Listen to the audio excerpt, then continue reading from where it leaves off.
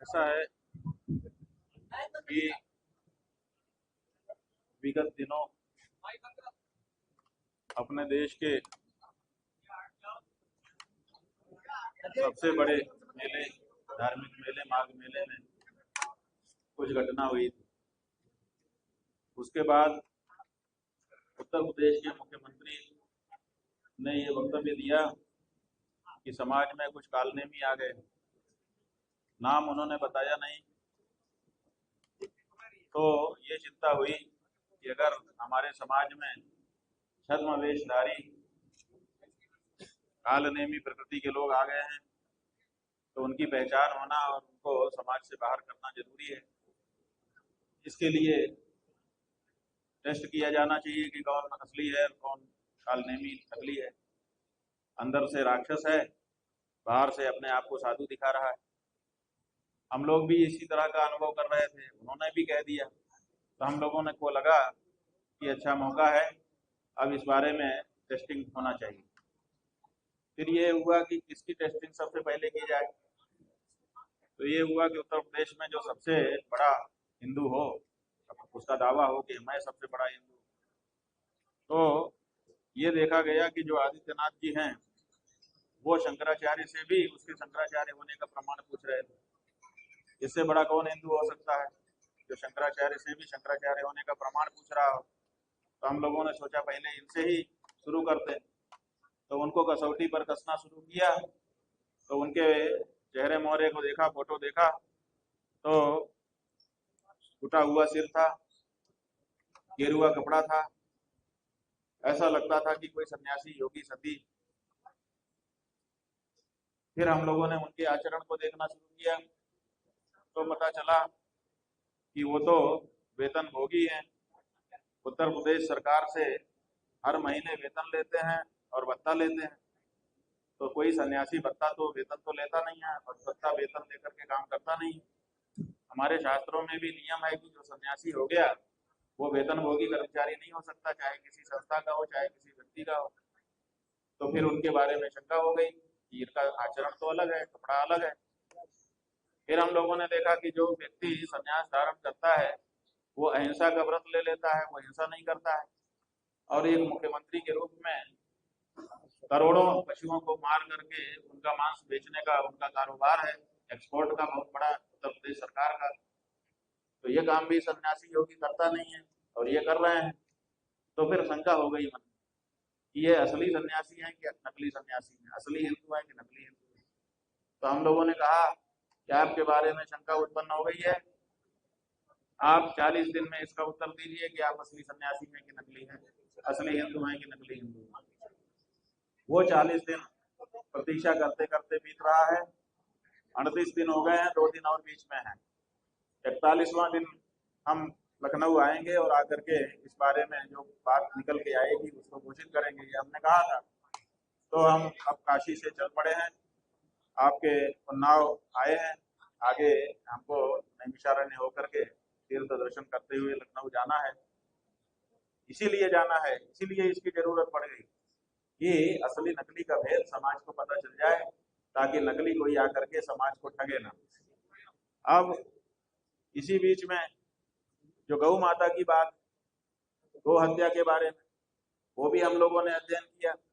अध्ययन में ये निकल करके आया कि उत्तर प्रदेश ऐसा राज्य है जिसमें निरंतर जो हमारी देशी गौ माता है उनकी संख्या घट रही है। पिछली जो पशु गणना हुई है उस गणना से लेकर और उसके बाद से अभी तक जो आंकड़े उपलब्ध हैं और उनका जो प्रोजेक्शन हो सकता है उसके अनुसार 2012 से लेके अभी तक लगभग 18 से 19 लाख गायें कम हो गई हैं। तो ये गायें कम क्यों हो रही हैं, ये बड़ा प्रश्न है। और इधर बीफ एक्सपोर्ट में बीफ का निर्यात बढ़ता ही चला जा रहा है, 60% तक बढ़ गया है। यही नहीं, जो बीफ निर्यातक कंपनियां हैं उनसे मोटा चंदा भी भारतीय जनता पार्टी को मिल रहा है। अल्लामा समूह नाम की जो कंपनियों का समूह है, उस समूह के द्वारा पिछले वर्ष ही 1 नंबर में 30 करोड़ रुपए का चंदा भारतीय जनता पार्टी को दिया गया है। ये बात भी निकल करके आई। तो फिर ये लगा कि भाई ये क्या बात है, ये तो नहीं होना चाहिए। गौ भक्तों का वोट और गौ हत्यारों का नोट दोनों एक ही झोली में रखा जा रहा है। दोनों क्या एक झोली में रह सकते हैं? तो इस बारे में भी स्पष्टता करने का प्रश्न इस समय उपस्थित हो गया है।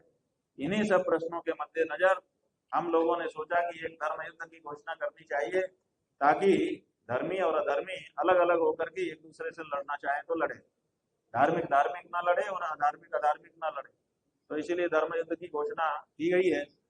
11 तारीख को उसका शंखनाद लखनऊ से किया जाएगा और अभी हम उसी के लिए जा रहे हैं। इसीलिए इस यात्रा का नाम गौ माता के लिए होने वाले धर्म युद्ध का शंखनाद यात्रा है। शंकराचार्य जी, कर्मचारी पर आज हमला हुआ है ट्रेन में यात्रा के दौरान।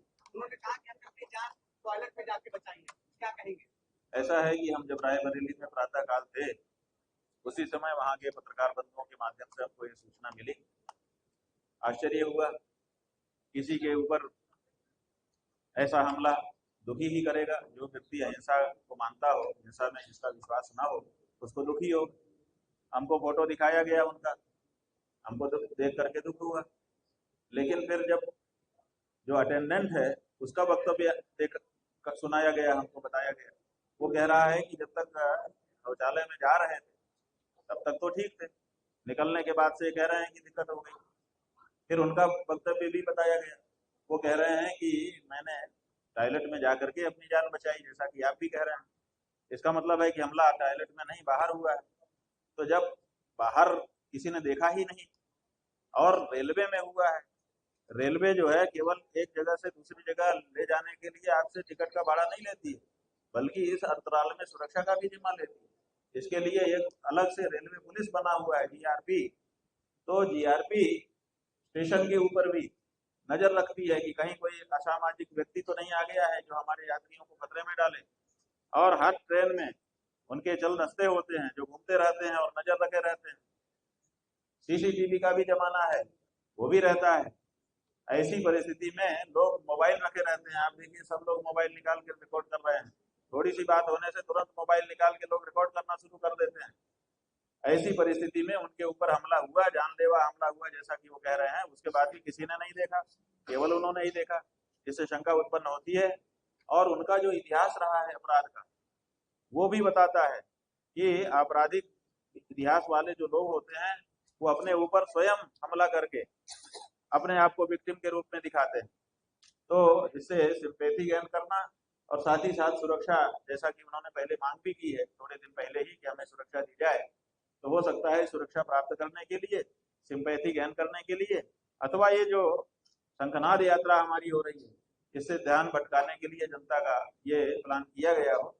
लेकिन हमारा इसमें इतना ही कहना है कि उनको सुरक्षा देनी चाहिए, प्रदेश सरकार को उनको पूर्ण सुरक्षा, जितने में उनको संतोष उतनी सुरक्षा देनी चाहिए। और वो जो आरोप लगा रहे हैं उसका जवाब न्यायालय में उनको हम लोग दे रहे हैं। अलग से हमको उनके ऊपर हमला करके चुप कराने की जरूरत नहीं है, क्योंकि हमने कहा है कि जो झूठा आरोप होता है वो अंततः झूठा ही सिद्ध होता है। हाँ, क्या सवाल है?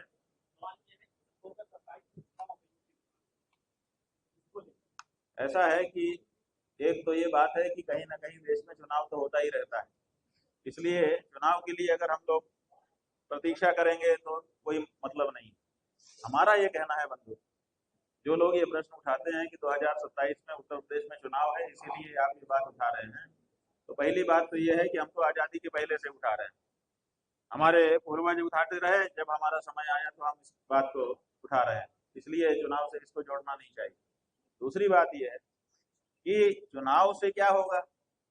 अगर जो पार्टी सत्ता में है, अगर आप ये कहना चाहते हैं कि चुनाव में हम इसको हटा करके दूसरी सरकार लाना चाहते हैं, तो दूसरी सरकारों को तो हमने हटा करके इनको लाया था। दूसरी सरकारों को तो इसीलिए हटाया था कि वो हिंदू भावना के अनुसार काम नहीं कर रही थी। तब हमने अपने आप को हिंदू हिंदू कह करके हिंदू निरूपण करने वाली पार्टी को सत्ता दी है। इस समय वो सत्ता डबल इंजन की चल रही है। तो अभी तो हमारे द्वारा हमारी भावनाओं को बचाने के लिए, उसकी रक्षा करने के लिए लाई गई पार्टी ही सत्ता में है। तो हमको दूसरी पार्टी की क्यों जरूरत है? हम तो इन्हीं से मांग रहे हैं कि भैया आपने कहा था हम हिंदू पार्टी हैं, गौ माता की रक्षा करेंगे, आप गौ माता की रक्षा कर दीजिए।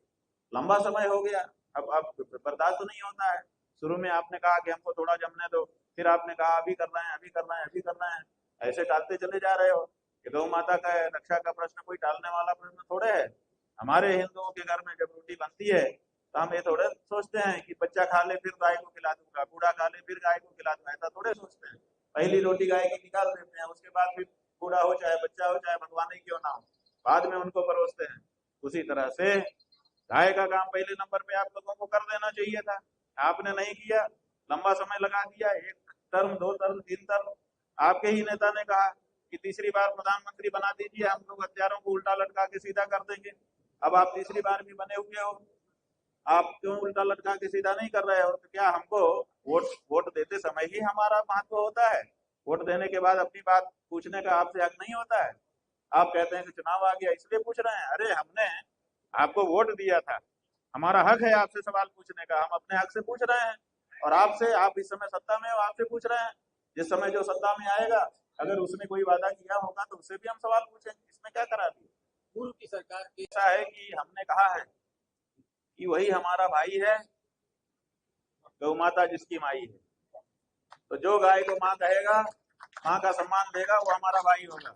हम ये नहीं देखेंगे कि वो किस पार्टी का है और किस जात का है, हम ये देखेंगे कि गाय को माँ मानता है कि नहीं। जो हमारी माँ को माँ कहता है वही हमारा भाई होता है, और जो हमारी माँ को माँ नहीं कहता है, वो कितना हमको कहे प्यारे भाइयों बहनों, हम उसके भाई बहन नहीं होते।